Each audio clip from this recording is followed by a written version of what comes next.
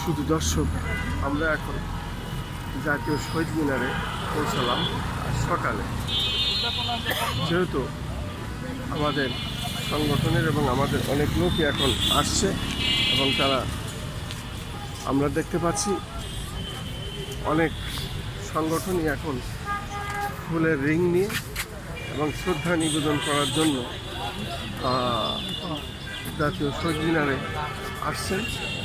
আমরা দেখতে পাচ্ছি সকাল থেকে এখানে মানুষের বেশ ভিড়।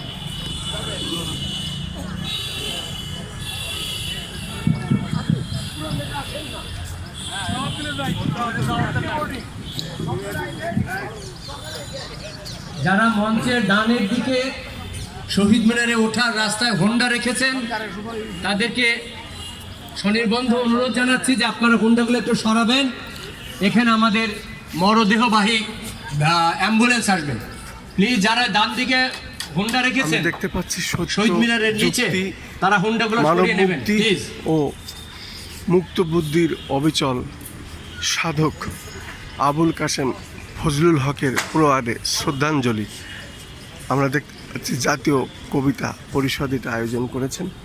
আমরা এখন জাতীয় শহীদ মিনারে অধ্যাপক আবুল কাশেম ফজলুল হকের আমরা দেখতে পাচ্ছি। আমি সকাল থেকে বাংলা একাডেমিতে আছি এবং কিছুক্ষণ আগে জানাজা হয়েছে, সেখান থেকে তার মরদেহ শহীদ মিনারে আসবে, তারপরে আমরা আমাদের কার্যক্রম শুরু করব।